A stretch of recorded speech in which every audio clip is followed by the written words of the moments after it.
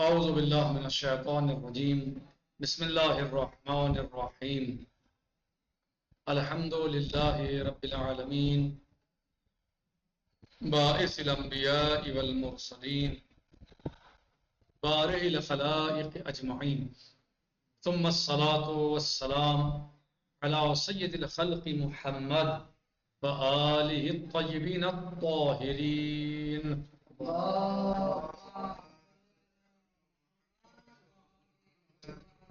ہمارا درس و گفتگو بحث امامت میں ہے اور کتاب اصول عقائد کے اعتبار سے ہمارا یہ امامت کے سلسلے میں 7واں درس ہے، 7واں سبق ہے. اور اس سلسلے میں صاحب کتاب نے آیت اللہ العظمی شیخ ناصر حسین مکارم شیرازی حفظہ اللہ نے مختلف احادیث پر گفتگو کی ہے. حدیث غدیر بھی انہوں نے بیان کی ہے اس سبق میں، درس میں، اور حدیث منزلت کو بھی وضاحت کے ساتھ بیان کیا ہے. اور آج ہم حدیث غدیر اور حدیث منزلت کے بعد آج ہم حدیث یومدار کو شروع کرنے جا رہے ہیں.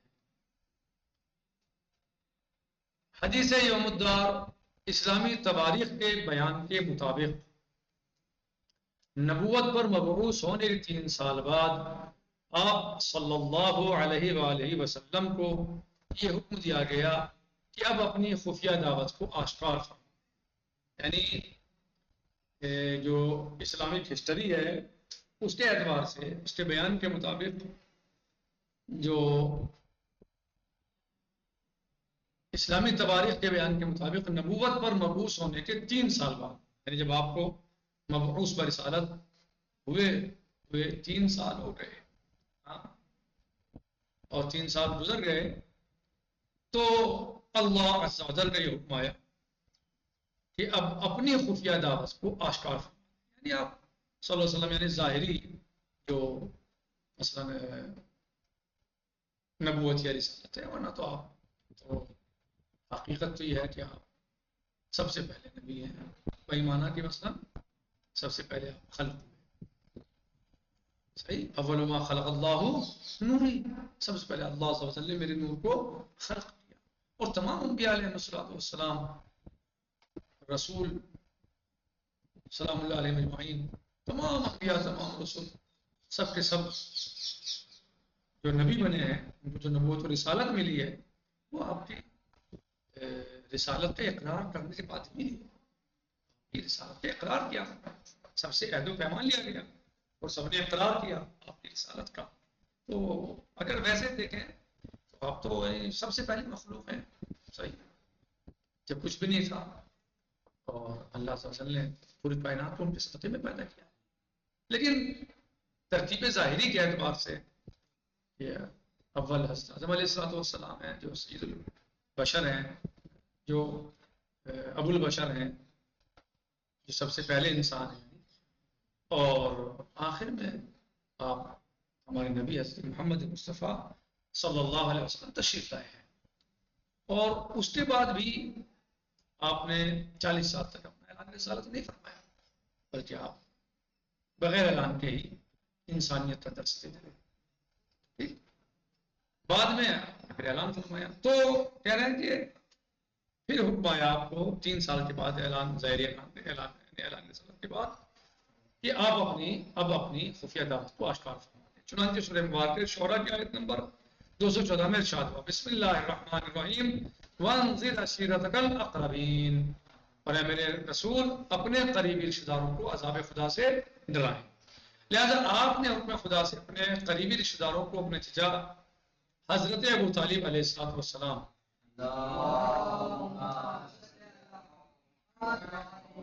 کے گھر کھانے کی دعوت تھی. اپنے رشتہ داروں کو، قریبی رشتہ داروں کو آپ نے جناب ابو طالب علیہ السلام کے یہاں کھانے پر بلایا.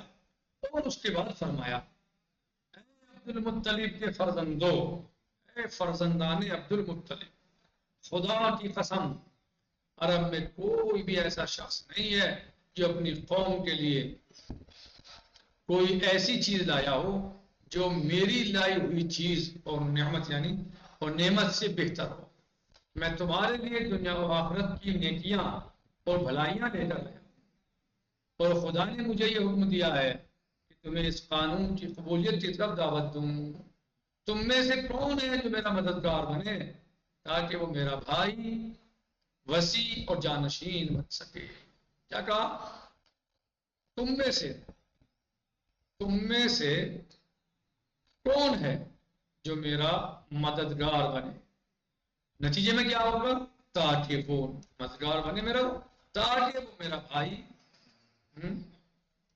وسیع اور جانشین بن سکے. کما مر بنا کما درسنا وقرأنا حدیث المنزلہ ماذا قال رسول اللہ صلی اللہ علیہ وسلم فی. کیا فرمایا آپ نے حدیث شریف میں، حدیث منزلت میں؟ یا علی انت منی بمنزلت ہارون من موسیٰ الا انہ لا نبی بعدی. تو موسیٰ علیہ السلام کے ہارون علیہ السلام کیا تھے؟ بھائی تھے. یہ دیکھیے آپ کیا فرمایا آپ نے کہ جو یعنی اس دعوت میں میرا ساتھ دے گا، میرا مددگار بنے تو وہ کیا ہو جائے گا؟ میرا بھائی ہو جائے گا، میرا بھائی وسیع. کیا فرمایا؟ موسیٰ علیہ السلام کے ہارون علیہ السلام کیا تھے؟ وسیع خلیفہ تھے. وخلوف اہلی. اے ہارون تم میرے خلیفہ بن جاؤ میری قوم میں. جیسا کہ آپ نے کل قرآن کریم کی آیہ مبارکہ سورہ طہ المبارکہ کی آیہ شریفہ ہم نے پڑھی تھی 29 سے 32 تک. مثلا ان میں کیا تھا؟ بسم اللہ الرحمن الرحیم رب اشرح لی صدری. موسیٰ علیہ السلام کی دعا ہے رب اشرح لی صدری ویسر لی امری واحلل عقدۃ من لسانی یفقهوا قولی واجعل لی وزیرا من اہلی ہارون اخی اشدد بہ اذری. تو ہارون کیا تھے؟ موسیٰ علیہ السلام کے بھائی تھے جی. وہ اشرک و فی امری، اور ان کو میرے کام میں کیا بنا دے؟ میرا شریک بنا دے. جی تو موسیٰ علیہ السلام نے یہ سورہ مبارکہ طہ کی ہم نے آیت پڑھی تھی آپ کے سامنے رب اشرح لی صدری ویسر لی امری واحلل عقدۃ من لسانی یفقهوا قولی واجعل لی وزیرا من اہلی ہارون اخی اشدد بہ اذری. اور سورہ مبارکہ اعراف کی آیت ہے آیت نمبر 42 ہے.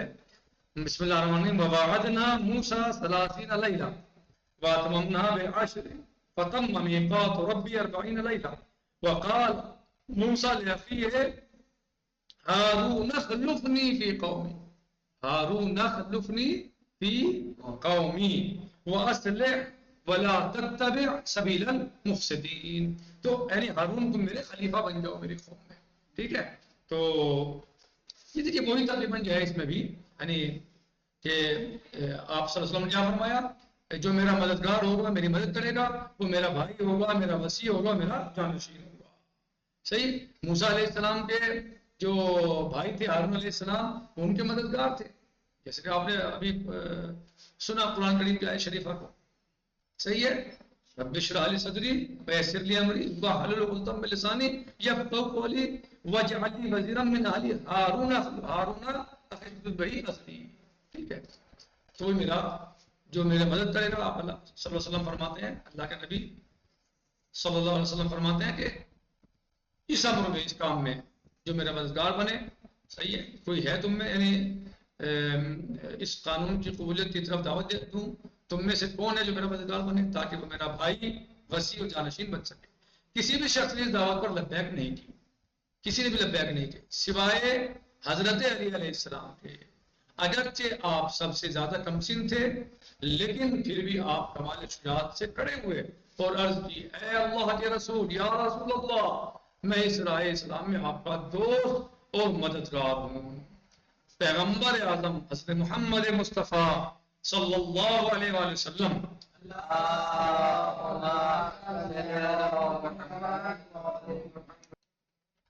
نے حضرت علی علیہ السلام کی گردن پر اپنا دست مبارک رکھ کر فرمایا ان ھذا اخی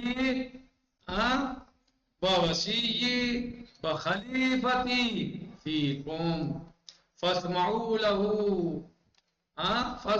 له واطیعوا.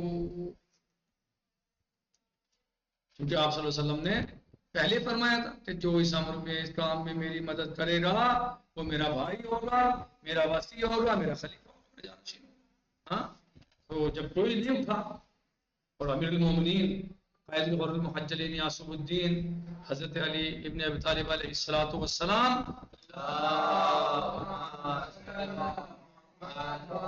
کھڑے ہوئے اور کہا یا رسول اللہ میں آپ کی مدد کروں گا اس امر میں، اس کام میں آپ کے ساتھ ہوں، میں آپ کا دوست ہوں، میں آپ کی مدد کروں گا۔ ہاں، تو آپ صلی اللہ علیہ وسلم نے مولا متقیان علیہ السلام کی گردن پر اپنا ہاتھ رکھا، دست مبارک رکھا اور فرمایا ان ھذا اخی ووصی وخلیفتی فیکم فاسمعوا له واطیعوا، یہ میرا بھائی، وصی اور تمہارے درمیان میرا خلیفہ ہے، جانشین ہے، اس کی بات کو توجہ سے سنو اور اس کے حکم کی اطاعت، اس کی بات کو توجہ سے سنو اور اس کے حکم کی اطاعت کرو۔ لیکن گمراہ قوم قریش نے نہ صرف پیغمبر صلی اللہ علیہ وسلم کی بات ماننے سے انکار کر دیا بلکہ آپ کا مذاق بھی اڑایا۔ مذکورہ حدیث جو حدیث بیان کی جو کہ حدیث یوم الدار گھر پر دعوت کے دن والی حدیث کے نام سے مشہور ہے، معروف ہے۔ کیا ہے؟ گھر پر دعوت والا دن ہے یوم الدار، یعنی گھر والا دن، گھر پر دعوت والا دن۔ کافی حد تک حضرت امیر المومنین قائد الغر المحجلین یعصوب الدین حضرت علی علیہ الصلوۃ والسلام کی جانشینی کے مسئلے کو واضح کرتی ہے، جبکہ سند کے اعتبار سے بھی اہل سنت کے بڑے بڑے علماء نے، برادران اہل سنت کے بڑے بڑے علماء نے اس کو اپنی کتب میں نقل کیا ہے۔ ان علماء میں ابن ابی جریر، ابن ابی حاتم، ابن مردوے، ابو نعیم بہیقی، ثعلبی، طبری، ابن اثیر،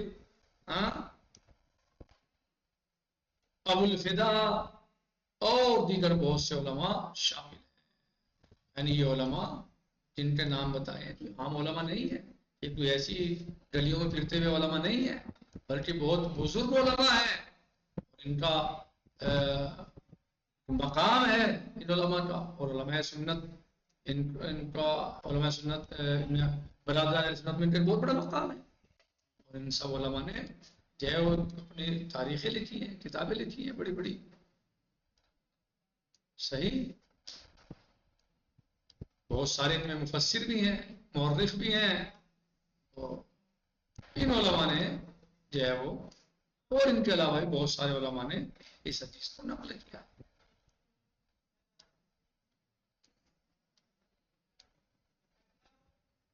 بھلے اگر ہم حدیث یوم الدار پر غیر جانبدارانہ تو غور و فکر، یہ شرط ہے، غیر جانبدارانہ تو سب سے پہلے شرط ہے۔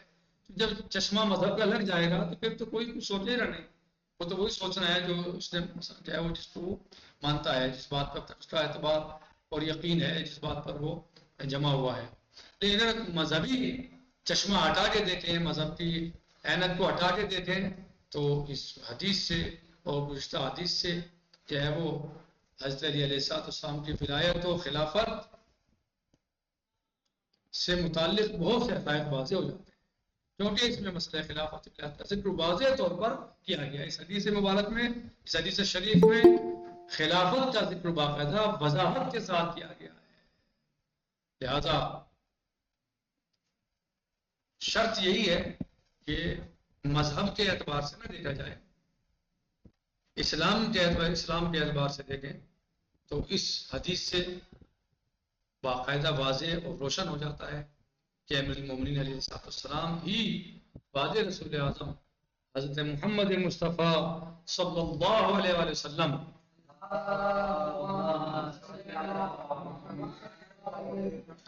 خلیفہ بلا فصل ہیں، اور آپ کی اللہ کے رسول صلی اللہ علیہ وسلم کے خلیفہ اور جانشین ہیں، اور آپ کے بعد جو آپ کے 11 فرزندان ہیں وہ سب اللہ کے رسول کے خلفاء برحق ہیں۔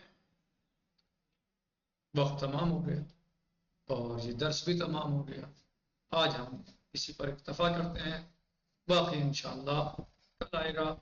والحمد للہ رب العالمین، وصلی اللہ علیہ سیدنا و نبینا محمد وآلہ الطیبین الطاہرین.